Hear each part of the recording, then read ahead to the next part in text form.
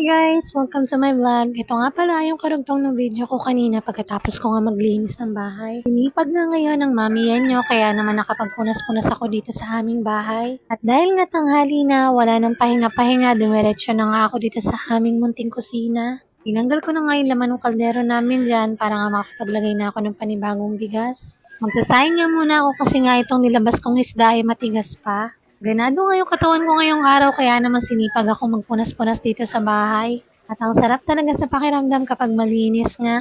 Pero marami pa talagang kailangan linisin dito. Ewan ko ba naman kasi bakit ang dami namin mga abubot dito. Ang hirap nga linisin kapag ngayong mga maliliit na gamit. Sa dami ko nga pinunasan kanina, itinamad na nga ako maglagay ng voiceover. Mabalik nga tayo dito sa ginagawa ko. Pagkahugas ko nga dyan, isinalang ko na rin dito sa kalan. At naalala ko nga dyan na meron pala akong biniling talong at pipino noong nakaraang araw. Tamang-tama nga ito'y pares, dito nga sa piprituhin kong isda. Ipiprito ko nga lang din yung talong, tapos nga gagawin kong sausawan yung pipino. Para nga mas masarap yung kain namin. Pagkabalat ko nga ng pipino dyan, naisip ko nga hatiin pala yung pipino. Yung kalahati nga ipapapaking ko. At yung kalahati naman ay ilalagay ko sa sausawan namin. Kayo mga mi, anong niluto nyo ngayong tanghali? Medyo kumukuyupos na nga yung talong ko dyan, buti na lang naalala ko dun sa ref. Hindi na nga lang din kahit maliliit lang yan, walang sira.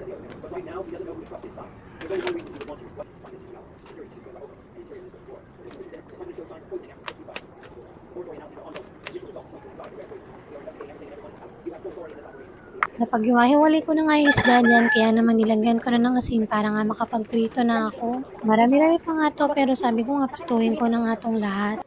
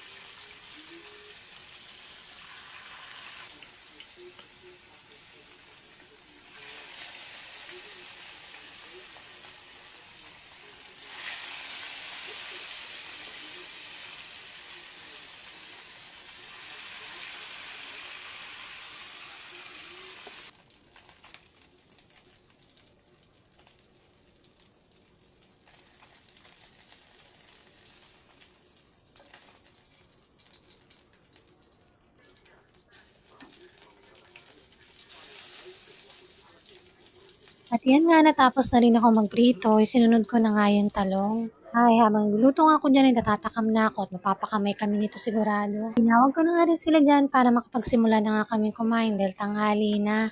At yun lang muna for today's video. Salamat po. Kain po tayo.